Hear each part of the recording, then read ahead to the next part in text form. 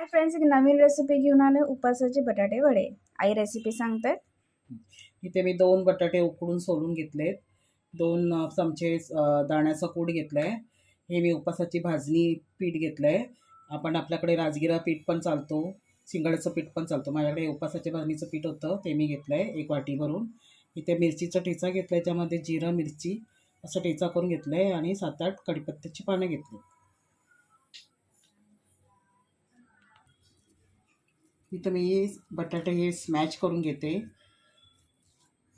याच्यामध्ये दाण्याचा कूट येते, आपण टाकून घेते. ठेचा आहे मिरचीचा, तोही इथे टाकते.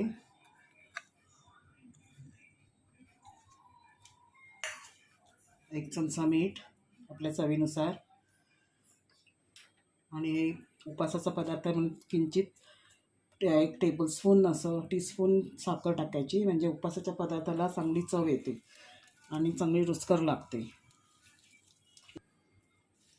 पण असं एक गोळा करून घेते आणि असे छोटे छोटे गोल बटाटे वडे करून ठेवते.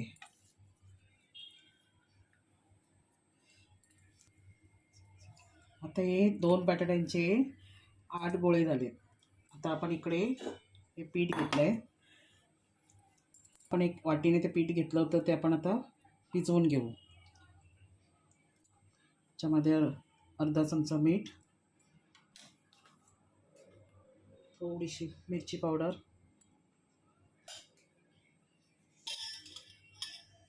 आता मी हे 1 वाटी ते पाणी घेतलं आहे, त्याच्याने मी हे पीठ भिजवून घेते.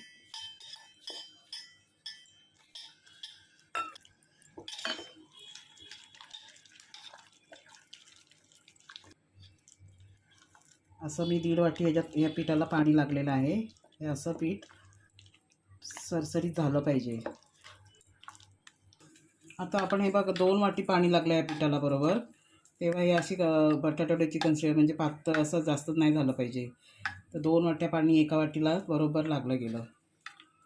आता आपण ह्याच्यामध्ये वडे बुडवून, मी इथे तेल तापत ठेवलं आहे. तेलामध्ये कढई ठेवले गॅसवर, आणि त्याच्यामध्ये आता आपण हे मीडियम गॅसवरती, जास्त तेल तापून नाही द्यायचं. मीडियम गॅसवरती तेल तापून त्यात वडा सोडायचा आपला.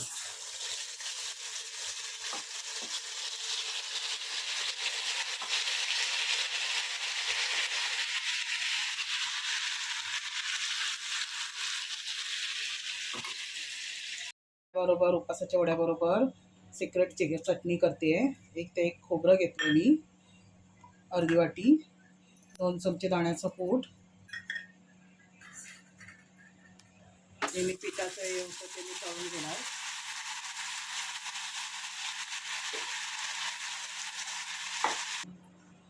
उपासाच्या बटाट्या वड्याबरोबर खायला आपण एक सिक्रेट चटणी बनवतो. त्याच्यामध्ये मी हे तळलेलं पीठ आहे, ते तळून ते चुरा करून त्याच्यामध्ये टाकलं आहे. अर्धा चमचा मीठ, 1 चमचा मिरची पावडर, त्याला बारीक करून घेते. आता हे आपले वडे झाले, त्याच्याबरोबर ही सुकी चटणी बनवली आहे. हे करून बघा, करून खा आणि कमेंट करा. सो रेसिपी आपली कंप्लीट झाली आहे. प्लीज तुम्ही करून सांगा आम्हाला, आणि विसरू नका सबस्क्राईब. थँक्यू.